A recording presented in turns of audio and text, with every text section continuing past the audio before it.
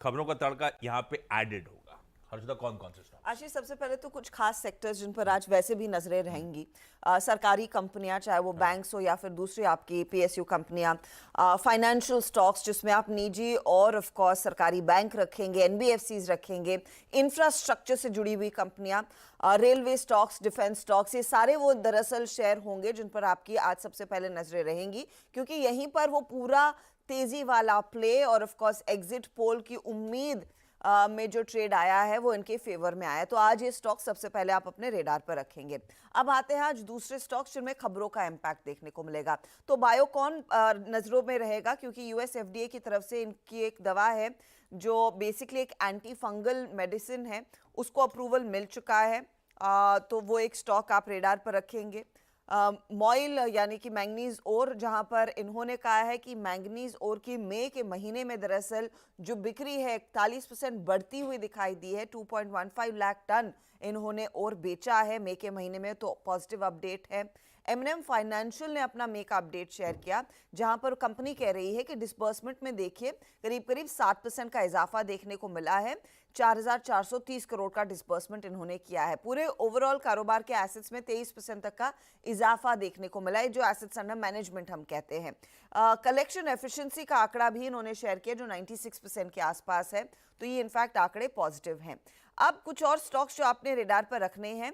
जी entertainment, दरअसल company अब fund raise पर विचार करने वाली है। 6 जून को कंपनी की बोर्ड बैठक है।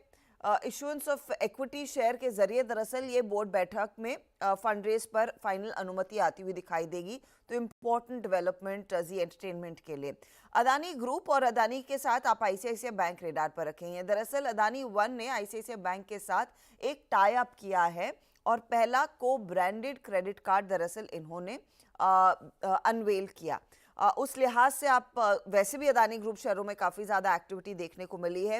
एयरपोर्ट पर जो भी सुविधाएं आपको मिलती है उसमें दरअसल ये क्रेडिट कार्ड आसानी से इस्तेमाल किया जा सकता है, इसीलिए ये क्लियरली को ब्रांडेड कार्ड लॉन्च हुआ है। आईसीआईसीआई बैंक आज वैसे भी फोकस में रहेगा एसबीआई और आईडीबीआई बैंक के साथ, क्योंकि एनसीएलटी ने दरअसल वो जेपी एसोसिएट्स वाले मामले को एक्सपेडाइट करके उसकी सुनवाई अब फास्ट ट्रैक करने का फैसला ले लिया है। तो आईसीआईसीआई बैंक, आईडीबीआई, एसबीआई, ये सब वो बड़े लेंडर्स हैं जिनका एक्सपोजर है जेपी एसोसिएट्स वाले केस में, और इसीलिए स्टॉक्स आप रेडार पर रखेंगे।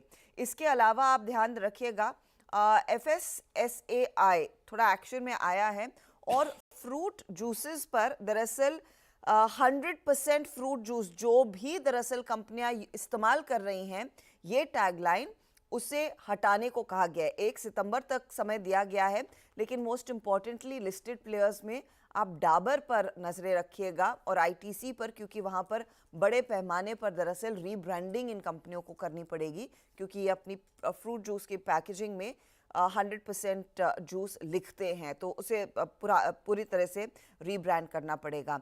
आरवीएनएल ईपीसी ऑर्डर मिला है 440 करोड़ का साउथ सेंट्रल रेलवे की तरफ से। और आईएक्स, गर्मी का पारा देश भर में बढ़ रहा है, लेकिन कुछ डेटा ये सजेस्ट कर रहा है कि डे अहेड मार्केट में मई के महीने में टैरिफ्स बढ़कर आए हैं, करीब करीब 6% तक का इजाफा देखने को मिला है, इसीलिए वो स्टॉक भी आप रेडार पर रखेंगे। ओके, रखिए तमाम स्टॉक्स रेडार पे। अपनी जगह सारा एक्शन होगा ही होगा। आज एक बात और ध्यान रखिएगा, इवेंट्स कैलेंडर लेकर आ रहा हूं। मंगलवार का दिन है निफ्टी फाइनेंशियल सर्विसेज की